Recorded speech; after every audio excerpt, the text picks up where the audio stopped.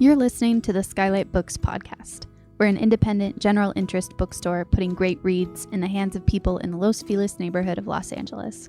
Hosted by resident Skylighters, we're here to bring you new and exciting author conversations, group reads, and bookseller chats. Happy listening. Hello, everyone. Welcome to the virtual Skylight Books. My name is Callie. I'm the events manager here. We are so excited to be here this afternoon. I'm billing this as a lunch break reading, I've just decided, with Catriona Ward and Kepnes. Without further ado, Catriona Ward was born in Washington, D.C. and grew up in the United States, Kenya, Madagascar, Yemen, and Morocco. She studied English at Oxford and later the Creative Writing Masters at the University of East Anglia. Her second novel, Little Eve, won the 2019 Shirley Jackson Award and the August Derleth Prize at the British Fantasy Awards. Her debut, The Girl from Raw Blood, also won the 2016 August Derleth Prize, making her the first and only woman to win the prize twice. Her short stories have appeared in numerous anthologies. She divides her time between London and the remote English moors. She's joined today by Kepnes. Caroline is the author of You, Hidden Bodies, Providence, and numerous short stories. Her work has been translated into a multitude of languages and inspired a television series adaptation of You, currently on Netflix. Kepnes graduated from Brown University and previously worked as a pop culture journalist for Entertainment Weekly and a TV writer for Seventh Heaven and The Secret Life of the American Teenager.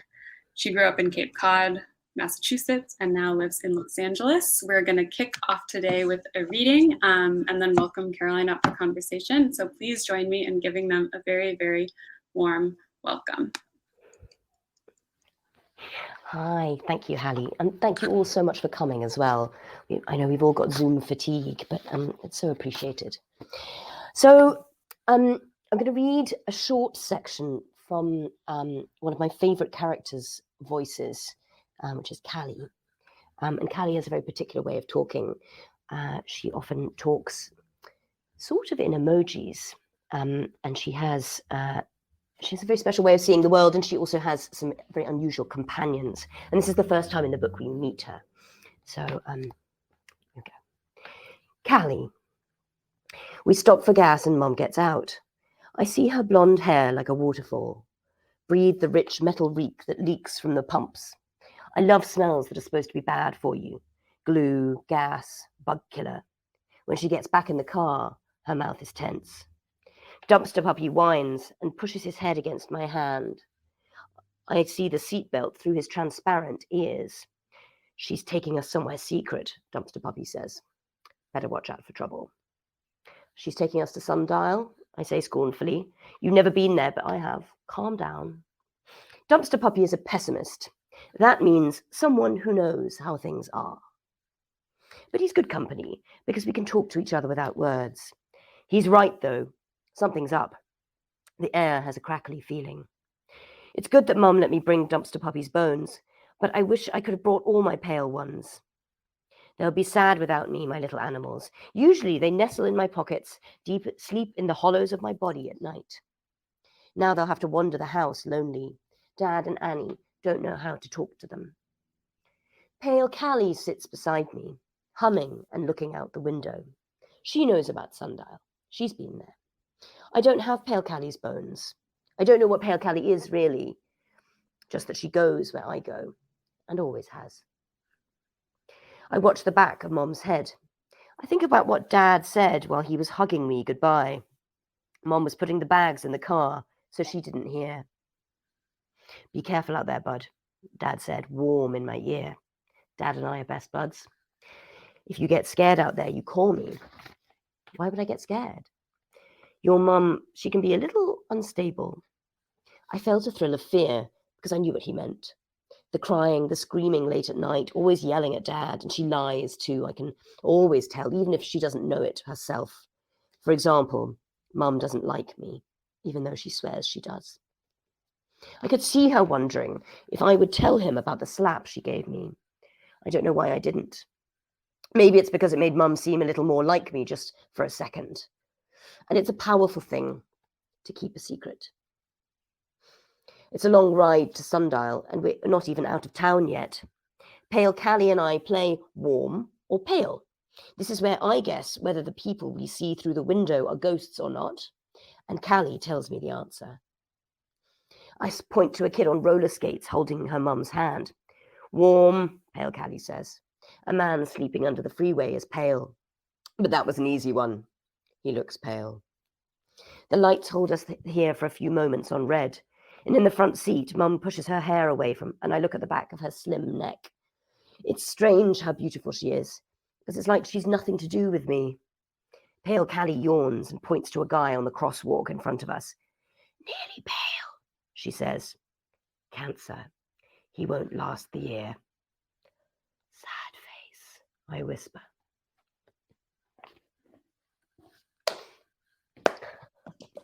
Yay. And it's so good to see you in person. I know. And so good to hear that. And I'm so glad that you chose Callie, because that's one of the, there's so much to say about this book. So much. But something I love is the way we know there's world building, but you have this character building. And then each character gives us a world. And Callie in particular, that emoji talking, I loved that so much of like the way she's showing the emotion instead of kind of going on about it. Can you just talk more about that, the moment that came to you? It feels very natural to me that someone, I haven't seen it before in a book, but it suddenly felt that, particularly when you're that age, because she's 12 and you're on the cusp of everything being new. I mean, the entire world seems so strange at that age, doesn't it? It's a mystery, or you're on the edge of everything. Nothing is familiar. Childhood is behind you. You've got this great foreign land to navigate all by yourself. So for me, the idea that someone would find comfort in this shorthand seemed really natural and instinctive. And I think I like it because it is a sort of extremely simplistic and also quite emotionally attuned at the same time way of interacting with the world, but just using a different system of coding, I suppose, to everyone else. Yeah. Finding her tools. That's what I liked. Those things every day, and I love that in your writing, that you take the everyday that we see, and then through this character, utilize them in such a different way. And now when I use them, I think of Callie, and yes. Oh, that's great. My work is done. Oh, that's so nice of you to say. No, please. So yeah, the sunshine gothic of this book is something that I love, and especially to the way you play with us. As the reader, I loved starting and feeling like, oh, we're in a domestic setting in this house, and they've got the cheating, and we feel like we know this kind of world and what we're used to expecting from that kind of story. And I'm curious if that was intentional on your part to start us in a setting where it all couldn't seem more like less supernatural and more like that we know this kind of story. And then knowing, even if you read the jacket copy, if you know you're writing, there's going to be something else. But I just loved that. Well, I think you've hit the nail on the head, because I love it too. I've got a real love and affection for genre. And genre is so often used as this catch-all just to mean stuff that people don't think is very good. And so for me, working with, I think domestic noir has a lot to say. And maybe there's an element of me which just thought it would be so much fun to have those tools at my disposal. But also, I think the way the genre of the novel changes is exactly how the character's emotional journey changes as well. So they start out, in a semblance of normality, and then gradually it opens out into this great desert gothic, and the desert in particular, I think it is so gothic, isn't it? Yes.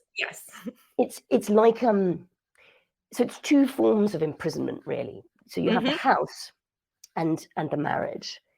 And then you go to the desert, which looks like freedom. It looks like this great expanse of open space, but actually what it is a cage. So, because you can't go into it, because it has so many ways to kill you. And yes, exactly. So I loved that transition of, so actually, even though you do move from one genre to another, what you're doing is just entering another form of imprisonment. I don't know why I wrote this book, really. It seems so mean, but Yeah. No, I mean, well, I love imprisonment in books. So I'm also fascinated, like we heard in the bio, and I knew this about your childhood. You grew up in so many different places. And for those who haven't read the book yet, there are these sisters, Rob and Jack, and they grow up in Sundial, in the desert, the Mojave, very isolated from all. They do not go to school. They do not have the normal childhood. And I'm fascinated by your telling this story, and it feels so real and like your imagination is on fire, and yet you grew up in so many different environments, but the emotions of life are always what you're writing about, right? Like, so like, what was it like to take experiences of your childhood and your experience and kind of put them in these characters? And it's interesting, isn't it? Because you often don't know what parts of yourself you're using until later.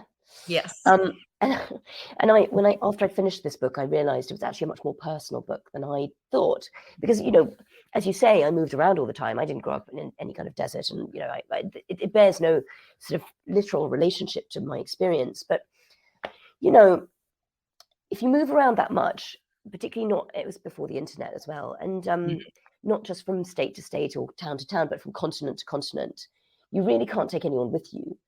So your family becomes your home. And there's such a nourishment, an amazing kind of strength in that. But there's also, it's lonely.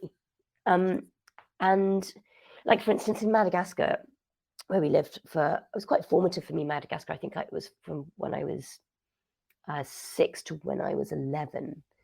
So quite, the years when you're first becoming aware of yourself as a person, it's at our school, we had, I think all the school was in one room. And because I think we had 12 people in the school, and the teacher would just move row by row back, teaching the different grades. A letter took 6 months to reach the country. I remember getting telexes and telegrams. That was the way we communicated. And, there's no way to take friends with you when you move. So you really are quite, and also there's a sense of missing all the normal markers that people have in common. There's a little bit where Rob talks about at dinner parties, everyone talks about what their favorite cartoons were as a child. I just have no idea what people are talking about when those conversations come up, because I wasn't there. I didn't know anything about popular culture, and I didn't know very basic things. So I think that part of me did make its way into the book. I hasten to add that my family are nothing like that family. We always have to say that. Yes. Yeah, you do. Like my mum once asked me, I don't think it was even about this book. Obviously, I tend to revisit the same themes again and again. She said, "Is it us?" And I was like, no. But she, there's this sense that family, again, like the desert, they can be this immense nourishment. But this is the questions that the book sort of steps around, is, when does love turn into dependence or need? And, questions there aren't any easy answers to. Yeah, and that's what I liked about it, that showing like the claustrophobia of a childhood has its problems, and then we're seeing this family in a quote unquote normal, like idyllic situation, which brings me to Irving. You guys, like Irving is just, every time I even saw his name, I'm like, oh no, here he comes again. And I loved what you did with him by like showing, like, for me, so when they're growing up, their parents are experimenting on dogs, which is rough stuff, and we'll get into that in a minute. But for me, Irving almost treated Rob like one of his dogs. And I'm like, if you thought about that. And that's where I like that we were hearing her story from dealing with him, and the way that you kind of unconsciously seek out something that's familiar to you. That's very astute.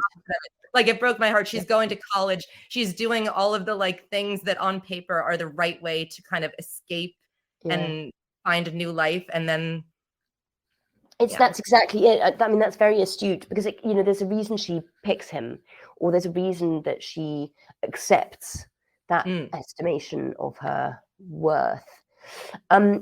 Partly because I think it's a matter of having been been deprived of many interpersonal relationships when you're growing up, so you don't get a chance to acclimatize yourself or learn what's appropriate and what's not. But I also think it is a sense that there may even be a sense of penance in it, you know, and also a sense of just you accept what you're familiar with. And if there's someone in charge and a subordinate, and that's what you've grown up with, that's what you accept and gravitate towards. So someone, God, never go near Goodreads, right? But I did. Oh.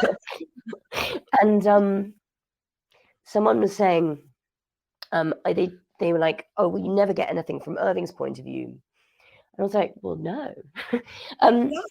No. I mean, I'm not really interested in him. I'm interested in his effect on Rob and his family. I don't know about you, and this is something I really want to ask you as well.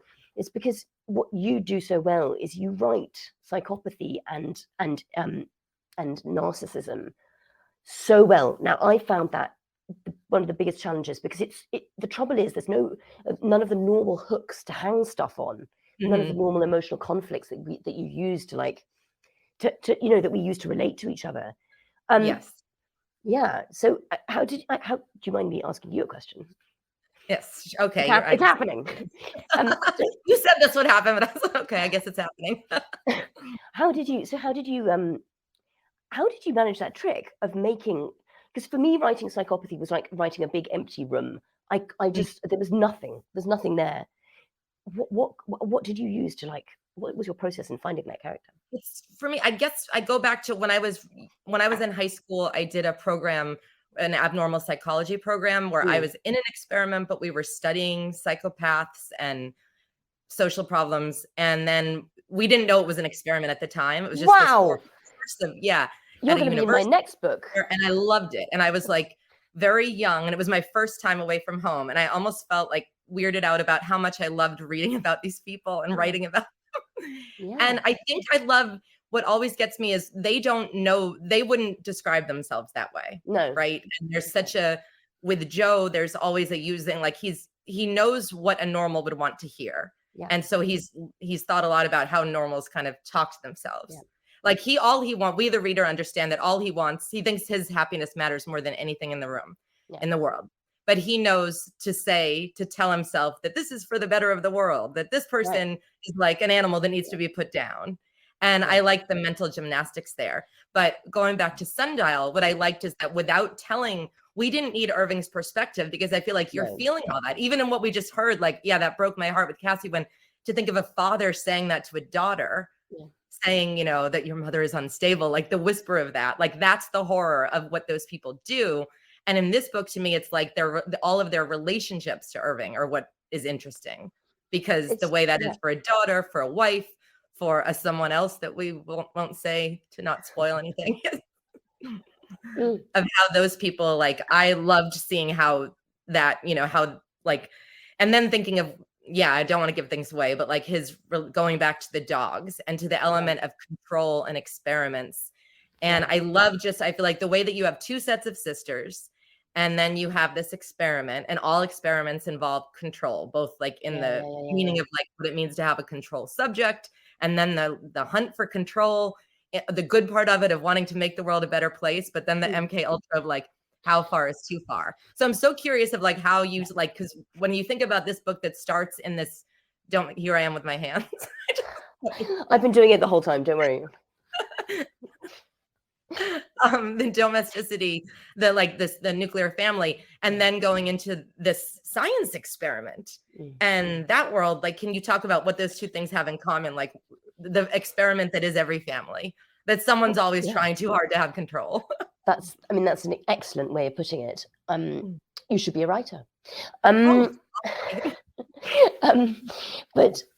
when I think so, the dog experiments I'll unfold a little bit, because that sort of was the seed that sparked all of this.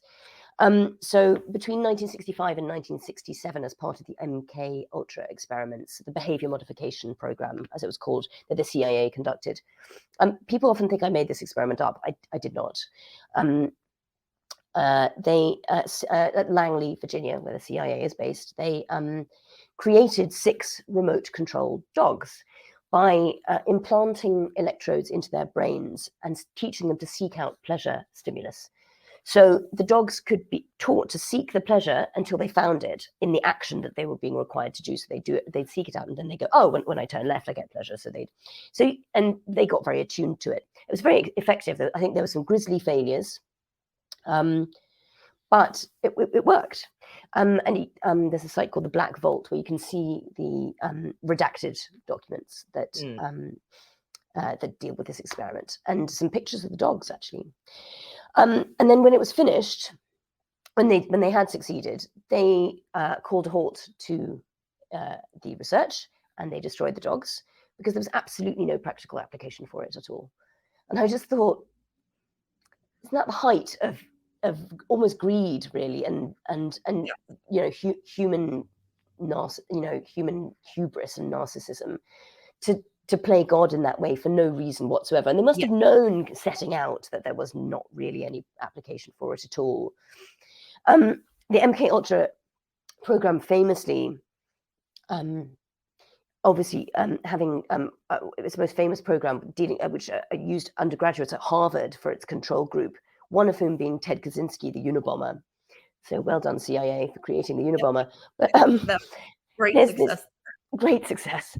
But there's this sort of sense of it's a very horrible manifestation of the control that you were talking about, and it's also, in terms of it's another attempt to sort of control our relationship to nature and nurture.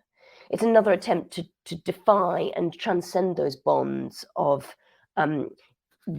things that dictate our who we are as people. That that age-old question that everyone's been asking, much cleverer people than me have been asking since the dawn of people, which is what am I and why? Is it environment? Is it genetics? Is it upbringing? Is it history? And that experiment is an attempt to play a creator and jump the barrier over those things. And it also, just led me really, after the last house on Needler Street, I really wanted to write about families. Oh, thank you. But it was a very solitary novel. It was a novel about isolation, and I wanted to write about families, and I wanted to write about women in families particularly. I have a sister and I have a mother, both of whom I get along very well with. But I think that's the thriller or horror writer's prerogative, is that you nibble away at the edges of your experience and you ask, of all the nice things in your life, you ask, what if it wasn't? Yes, and then you write about it. Yes. And you remember one moment, one speck of one argument where it felt like something could be extrapolate. Yes, exactly. But I think, it's a very powerful, particularly mothers and daughters. So in Sundial, Callie, who was the narrator of the section I read at the beginning, is displaying these troubling tendencies, and her mother, Rob, decides that she has to remove her from the situation before she harms her younger sister, Annie. And she takes her back to Sundial. And as Caroline so rightly said, we move from this comfy 2.4 children California suburb out into the desert, where when in the isolation there, with Rob explaining the past to Callie, and Callie growing increasingly unnerved by her mother's behavior, there comes this point where each one of them believes that the other wants to hurt them and maybe even kill them. Now, I think I think it can be tempting to sentimentalize relationships between women, particularly mothers. The mother becomes this repository of just symbolizing things that are nice or nurturing. I think people are more complicated. I think women and all people are more complicated than that. I think that, I'm not a mother. And there's something so unbelievably almost horrific for me in the idea of that huge burden of care and of love. You love someone so much, and you have to be so responsible for them and provide and make sure that not only do they not die, but they become functioning, well-rounded people, and they're every beat of their heart makes your heart beat. Yes, it's not surprising that it all starts with blood and screaming. When you think of like that thing of your heart beating in the form of someone else, and you felt that so much in these dynamics in this book. Yeah, that's I wanted to write about that, and I'm not saying everyone sentimentalizes these bonds, but I think it can be tempting too, and I think you can write about the less palatable feelings you have in those relationships without reducing them in significance or trivializing them or making them negative.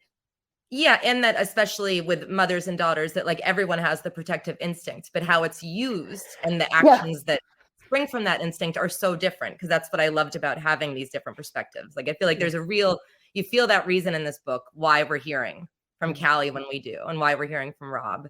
And also I love that Rob is, to me, so interesting because she's a writer, but not in the way we're used to a woman in a book being a writer. Like it's a secret. It's not trying to get published. It's not purposeful. And without saying who, if anyone's ever going to read it, I don't know if you saw, but yesterday there was something about the showrunner of Adventures in Babysitting was talking about how stories like for girls aren't treated as seriously, and it's harder to get them made, and like they kind of disappear from the culture. Like, that area. But it made me, of course, immediately think of your book and the arrowhead. So in the book, just for those who haven't read it, like Rob they growing up, they had nothing, but they had a book, like a YA novel, one book. Yes. And they learned everything from it. And I think I can relate to that so much. And it goes back to like how it's not like for me, it was Sweet Valley High. And I treasured each one, and I had all of them. And I thought, what if there had only been one Sweet Valley High book, and how you would hyper learn and focus on those stories. And then I love her like trying to make her own, but in a therapeutic way. I don't know where I was going with this. I was going somewhere, but it's sort of I think there's my sort of love for those stories comes through, but I think also what you get, what I hope also comes through, is the sort of their incredible inadequacy in preparing you for the real world. So like I think that we are all not either Jessica or Elizabeth Wakefield. exactly. And I think that book so the girls, as Caroline was saying, would pore over this one book, and which is an English boarding school novel, sort of vaguely based on the Mallory Towers, Enid Blyton novels, which I think there's something so appealing about them, because there's a sense of structure and rules and meritocracy and things which life so notably lacks. But of course, if they perhaps had more context, worldly context for this story, perhaps it wouldn't have affected them so much. But as it is, they kind of treat it as a bit of a documentary, and it doesn't do them any favors. But then later, Rob, in her later life, when she's discovered perhaps how the tissue has torn of that illusion, she writes her own version of it, which is incredibly violent, where the girls carry straight razors and try to murder each other and do black magic on each other. And I think part of my like real desire in that is there's such a power in writing and art that doesn't have to reflect anything in the real world, and you're being asked. Rob herself is a complicated character, and that's not to say that there's not things which one should mistrust about her. But the fact that she writes those stories, I think, is not one of those things that should make you mistrust her. I think it's it's a processing of her experience, and as you say, a very private one. There's that thing of they use theatre for conflict resolution in India, which is not theatre in the technical way that we would think of it, where what they do is they ask, when there's disputes, local community disputes, they ask each person to act out the other person's point of view, forcing them into the perspective of the person they're having an argument with. And I think there's something at work there, which, the personal kind of purpose of these kind of artistic things, which is really, kind of potent. Yes. Yeah. And then like that processing without talking, like, I don't know, you could sit and think, why did I do this? Or why did this mean something? Or you could do something to try and figure it out without. Or write a story about two schoolgirls cutting each other with straight razors. Yeah. Yes. Yeah. That's one way. Yeah. And then we have to go back to, what was it like for you on a basis to be dealing with these dogs? Like, something I also loved about that that's in the book is we have Callie like naming everyone in this very beautiful way, and in that childish way of like pale, naming everything around her. And then these dogs that have no names, Numbers, but that's so deliberate. And I loved that, of like what we name and what we don't, and what we humanize and what, and what we don't. But just for you, what's it like to like wake up and be like, well, back to the kennel of 27. Sometimes at the end of the day, you just need to go and like look at a horse in a meadow or something. Right. Yeah. What do you do to, And what, it's a sort of eternal question, isn't it? Why, certainly the question one gets on panels, it's like, why write this and why read it? I think there's a certain, I think this book is a lot of things. I think it's, shelf wise, it's got thriller and horror and all sorts of things in it. But, it's what it like mainly has is a kind of sorry, I'll backtrack. I think I'm writing what I'm afraid of. That's what I was tying into with the that was my baseline. Are you afraid of dogs? I'm not afraid of dogs. I have a very, very strong revulsion for animal experimentation, and as many people do, and there's something so particularly, and there are no good guys in this fight, but dogs in particular are, they're our oldest companions. We just domesticated dogs 11,000 years ago, I think, before anything useful like cows or sheep or chickens or anything like that. So, and no doubt it was for hunting and stuff like that, but it was also for companionship.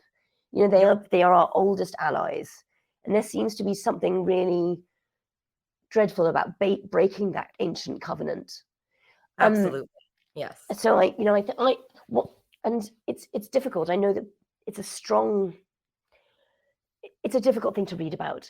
It was difficult to write, but I think it's important to look that stuff in the face, because it's for a start that it's a real experiment, but also it's a sort of representation of lots of things that go on all over the world. Yeah. And that's what I liked about knowing that like Rob and Jack grow up where this is the norm in there. Like that's what I kept back to when I think as a reader, like, yes, everything you're saying I relate to. Like, it terrifies me to think of being in an isolated place with people where no other world, and people are experimenting on dogs and all of that. And you have that instinct that something is off, but you have no power to do anything about it. Yeah. And that got to me as they're both growing up. It's also a great way to explore like two people, that nature nurture question, that are exposed to the same horrors and how they both develop and deal with them in very different ways, even though they have their secret language with the apples. I did love doing that. I did love writing that. Must have been, I want to know that moment of like, oh my God. It's just, you've got to think about, they don't have much stuff, right? So how would they have a secret? How would they communicate secretly? They've got to use everyday objects. And I thought, if they just use an apple and bite a certain way, it'll use a little pattern of bites, and it means a little secret language. And for me, that kind of like, that's the beauty within horror, because you have that empathy for them, and then you see them finding their way, their particular, unique to them way to cope. And I was talking to someone who grew up in a cult about this book. And I was, and they said that they related very deeply to it. And I'm not saying this is, Sundial is not a cult per se, but I think that isolation and that defamiliarization, and as you say, that sense of being told that things are normal, and being inculcated with that sort of, programmed with that idea that this is just how life is, and yet having an inkling that it's not. I think that maybe that's what was calling to this person. I was very like, oh God, are you okay? And they're like, yeah, it's just very familiar. Yeah, but I've heard from people in cults and in bad relationships that have liked my books for that same reason. Have felt like, you describe what it's like. And that's, I don't know about you, but that's always a good feeling, because I feel like that cult, like there are all there are the cults that we hear about that are absolute cults on 2020, that we know about, but then there are mild cults everywhere we look. Like, Yeah, exactly. And we read to feel less alone, don't we? That's what we read to find ourselves. And Yes. and that's and so it's that amazing connection of sharing your discomfort and your fears with the reader at a remove. I still think it's magical. I still haven't gotten over the fact that you can transmit. It's the closest we get to telepathy, isn't it? Really. Yes. And the way no two people read the same book, all of it. Like that's it's exactly. like that's where it's books are magic that way. I feel They like are it's magic, that thing for a reason, and this book is a great example of that. Of like, I have now and also I'm very afraid of the desert just by nature. I feel like I grew up by the ocean. I just, when I've been in the desert, I'm like, something's wrong with this. If I'm not hunched over a blackjack table, I'm scared. And for me, like you absolutely clarified like everything that scares me, that like when people are isolated, some of them are isolated by choice and some of them are not. Well, it doesn't care about you, the desert. The landscape, the sort of the wild. And we have so little access in this day and age to actual real wild. Yes. But the desert is one. It's one of the last great wildernesses, the last great hostile places that we have not conquered. The ocean is another one. Yes, absolutely. Yeah. Now, geographically, like Sundial, I can see it. I don't always have the best visual sense, but you did such a good, like, I feel like I knew the perimeter, I knew the fences, I knew my way around. And I'm curious, like, did you visit somewhere that inspired that? Or did you like draw pictures? Like, how did you like get that clarity in there? I have this thing with books where if I do that sort of murder board that some people do with bits of yarn and pictures and stuff, it kills it for me, kills it dead. I have to keep it in my brain. I didn't draw Sundial because it did the same thing for me. I started drawing it, I was like, I don't understand it anymore. So I can't draw a straight line, and well, that's another thing. The terrible drawing. But I think the way I built it was having the characters wander around it. So it's partly necessity. You're like, well, I need this lab to be near this place, but also you learn it by. You discover it by letting them discover it. That was the way I did it. And there may be more economical and quicker ways to world build, but I haven't found them yet.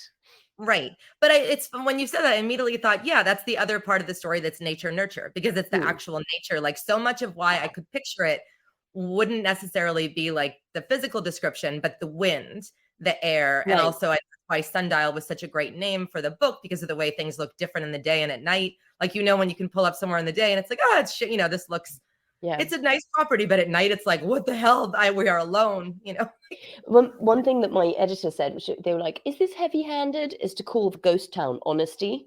I was like, it's not, because there is a ghost town called Honesty. And so yes, do not interfere with this documentary I'm writing. Right. Yes. That's the American beauty of it too, Yeah, it's funny, isn't it? Someone named it that. Yeah, exactly. It's funny, sometimes you get like writing has to make more sense than real life, doesn't it? That's the thing. Like, yeah, that's true. Yeah, it has to be built logically and have like plots, structure and plot and arcs. And surprise you. Like, were you? Did you? It's that pants plot thing. But curious, going back to your character building, where they really do feel like each character is a world that needs to be in there. Did you know the ending as you started? Like, did you have a feeling who was who? Because it's something you do beautiful, where like I kept thinking when I was reading, like, there's no omniscience, but everyone is omniscient. And especially as I was getting into it, I'm like, I really believe who's talking to me each time. And I liked that feeling of like, it's almost the opposite of an unreliable narrator. Because I thought, what is it about that? I'm just trusting. Like nobody's lying to you, that's that's the thing. And the thing is, I find that way of writing so instinctive, because it so closely resembles life. We don't have a narrator whispering in our ear telling us what information is relevant and who's nice or nasty in the room, or guiding us through life. We just don't. So to be thrust, and there's this, I wanted, with Needless Street particularly, and also with this, I wanted the reader to be, I think it is an uncomfortable experience at times to almost have to wear the characters like a skin, and to be forced into that subjectivity. I think to have all the safe struts of fiction taken away from you because you're trapped in something as anarchic and arbitrary as life. I think there's something discomforting about it, a bit horrific in its own right. Because like in Needless Street is a great example because of the, I just think immediately of your cat, how much I love your cat and the Tombstone talk. Yes. But how like it really reminds you of like, your limits as a cat. Like these would be your problems on a daily basis. And you have to deal with them the way that we deal with things we can't do. Like as humans, we can't fly. As a cat, you can't write an email. Kind of like, yeah. Although she can read. Right. Yeah. Which would make it even more. Yes. Mustn't dwell. Never mind. We'll fix it. Yeah. Fix it in the edit.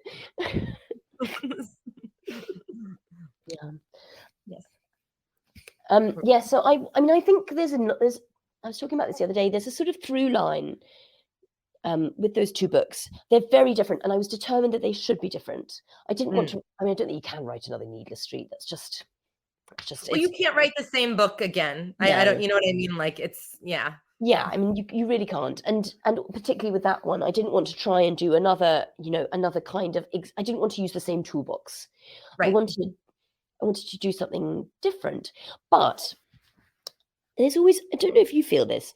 There's always sort of the next one often is either a reaction. There are bits of it that are reactions to what you've written before, maybe. Yeah.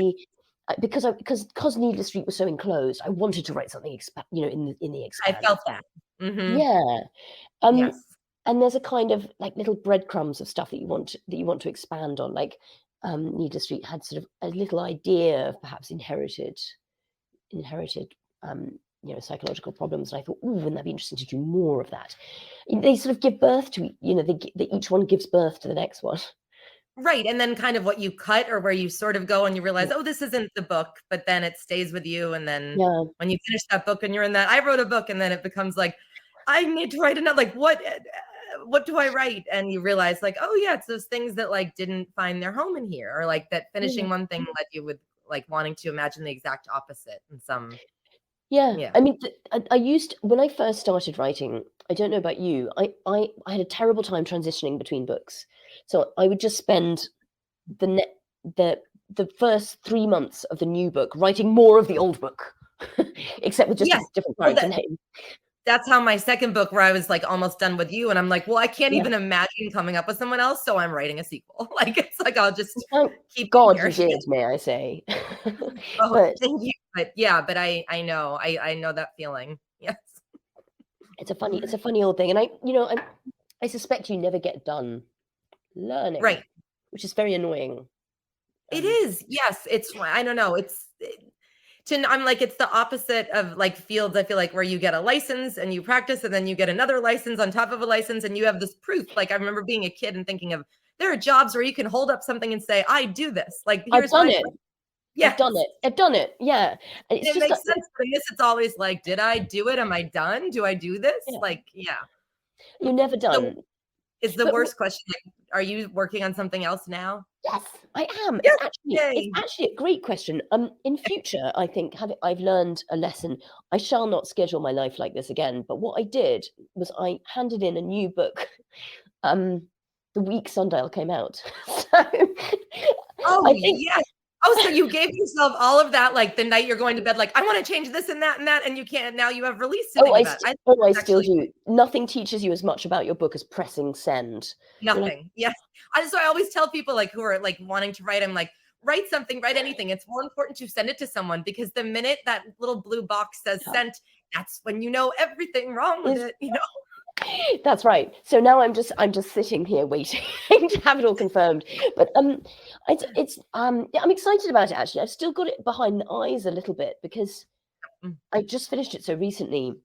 Yes. It's called Looking Glass Sound, and it's about a failed writer who retires to the New England coast to write the revenge novel of his nemesis who's just died. They were friends in college. And then the nemesis betrayed him and became the great novelist. Yes. Yeah.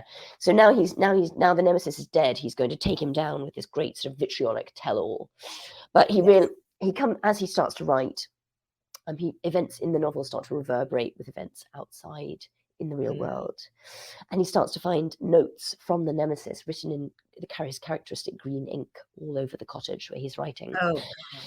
And what I found interesting about it as well is that the decision the writer, our protagonist writer, makes in order to kind of give himself the impression that he's not just doing a takedown, as he goes, oh, no, I'm going to, a bit of a Joe-like rationalization here, where he goes, well, what I'll do is I'll make it a woman. So you get parts of the novel and parts of the past and the present and all these fragments, but it's very interesting writing the same character in two genders. I found that really fascinating. Yeah. Oh yeah. Okay, you can send that to me too. Oh, I shall. Yes. I'm rewriting my book where Joe becomes a writer. Yes. Oh, yeah, it's fun.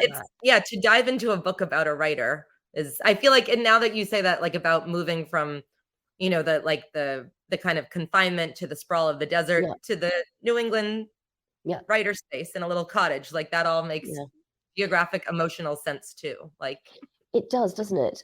Did you find it? I found it. I had a real resistance to writing about writers initially. I really wanted to, but I also was like, is it just really self-indulgent, or? I like it because it made, I don't know, because I have that same thought, and that made me harder on it, and right in a good way, and then it also in that way makes it easier to fix things, because you can tell. I feel like whenever I even think that, I'm like, something's not right here, or right. Yes. Yeah, doing that surgery. Yes. But you used to write. Or do you still do? Oh, sorry. Do I have time to ask a quick question? Oh yeah, go for it. I'll just. I was just going to ask about, because you are you work in TV as well. Do you find, like, how do you find it that the working in the two mediums or moving from one to the other? It's been so long. I love fiction. I love Microsoft Word. I feel like when I'm in Microsoft Word, my brain is like, we can go anywhere, we can do anything. Yeah. And I love being surprised. Like something I just wrote a short story where I thought it was one thing. By the end of it, it's something else completely. And it's gone forward and back into this place. And there's that. And whenever I even like, screenwriting to me is just a more mathematical form of writing, because it has to be. Like however screenwriting start, it's like you have to live in reality of like what you're looking at. An actor can't be one age, one page. I mean, they can, but you know what I mean? Like you have to think of the real world. So like with you, when I wrote one episode, I was like, I want to run back and write more books. Like I like in a book, I can throw them on a book. Oh, we're all on a cruise at a party with 10,000 people. Yeah. Have you done any screenwriting, or is that something you're like adapting? I mean, I think there's a sort of, there are things, there are things in the ether, and it's it's interesting. It's a very different sort of, as you say, it's much more schematic, isn't it? Yes. Because we're both voicey people. Like once I'm in someone's head, I have so many short stories that are just like, here, we're living in this person's skin, like you said before. Like, and that's how I feel when I read your work, and I'm like, my writing thing is, if I could just write 10,000 pages of this one person just like going around. And in the script, it's like, things must happen and escalate, like which happen in novels, but I feel like I'm in it for the voice, for the like, well, it's much more private as well, isn't it? Is when you're writing the novel, as you just, but you can make your mistakes in private. For about a heartbeat, I was an actor. God, it was hideous. No, not cool. Hideous. And I was once, yes, also hideous. Yes, hideous. And just the idea of, because I think it's storytelling that I found attractive, but that was the wrong medium to choose. Just the ghastliness of being up there making all your creative mistakes in front of everybody. Yes. That's so well said. And I guess people want to ask questions. Oh, sorry. Yes, of course. Sorry, I go on. Sorry, I could listen to you talk all day. Our first question is from Sam, who says, was the click inspired by CRISPR-Cas9? Well, I think I said, you're a very good reader. Yes, it absolutely was, which is the new genetic editing tool, which I think won the Nobel Prize, I do believe, a couple of years ago. This new form of editing. Gene editing is really interesting because you can't do, and this not entirely coincidentally comes up in the book, you are not legally allowed to do germline editing, which is where you change genetics for another generation. You can fiddle the genetics of inhuman gene editing anyway. But yes, it absolutely was. Well done, Sam. I like how you own the word click now. That was Click and also clocks. Because that was something else I loved about Callie, of seeing everyone as a clock. And I've noticed now since then, I love when a book stays with you like that. Like you're a clock and you're a clock. And yes. All clocks just ticking away. Glad Sam brought up the click. Yes. Our next question is from Ariel, who says, hi from London. And also, so horror and the Gothic genres are often thought of as taking place in dark, cold places or within the shadows. But of course, Sundial is in the desert where the sun is bright. This was such an interesting choice and made the narrative entirely unnerving. How was it to upturn this normal trope by setting it in the dry, sunny setting? I think that's you put your finger on it, which is that, we're supposed to be safe in daylight, aren't we? We're supposed to be safe when the sun is blazing down upon us, and to reverse all those things, a bit like I was mentioning, the desert looks like freedom, but actually it's a trap. The light looks like protection because everything's visible, but actually just as terrible things can happen to you in the light as they can in the dark. And that's a kind of a horrific realization, because I've seen hot Gothic, like, Southern Gothic, which is a genre I just cannot get enough of. I'd never really seen desert Gothic. There may be some, and please forgive my ignorance, shout out in the comments if there's something I'm missing, because I'd love to read. But I just thought, in the same way that space is very Gothic, in that the expanse of it is the cold, indifferent expanse of it is actually another form of containment. Yeah, so and I'm glad you said that, because I feel like if there are probably books we don't know about or can't think about right now, but that was something where I love. This is actually like such a good setting because of that warmth and the expanse. That if you say scary to someone, if you say horror, they immediately think of a house in the woods in the middle of darkness. Darkness. Yeah, and I'm like, the light is terrifying, and that was my thing of like every time the girls were talking about the sun being hot and like the sun coming out, it was like, oh, this makes it so much worse, like in a Tarantino kind of way. In a book. Yeah, exactly. The worst things happen in broad daylight. Yes. Caroline, I feel like your books kind of do that too, a little bit. That sun scares me. Hipsters. Well, do you all have any final questions or thoughts before we continue on with our days? I just want to say thank you both for being here. This was so wonderful. Yes, thank you so much, Callie. Thank you. I wish we were there too. I know. Next time. Right. Next time. And thank you all for spending your hard-earned lunch breaks with us. Yeah, the middle of the day or night, wherever you are. It's yeah. And I'm sorry if I didn't spoil anything. That's always my fear with these. Like, I was adamant that I wasn't going to. So. You walked the line beautifully. Good. Yes, intrigued, but no spoiling. Yeah. Now I'm like wary of the sun that's shining right on me. You're you stay where you are in the room. Yeah, Caroline, thank you for your amazing questions. Yeah, thank you so much, Caroline. Thank you for this amazing book and the opportunity to talk about it. Yeah, thank you for Sundial. All right, we will see you all soon. Thank you, everyone. Thank you for listening to the Skylight Books podcast series. Please don't forget to visit our website at skylightbooks.com and make sure to follow us on Twitter and Instagram. Also, don't forget to subscribe to this podcast for more author talks and bookseller conversations.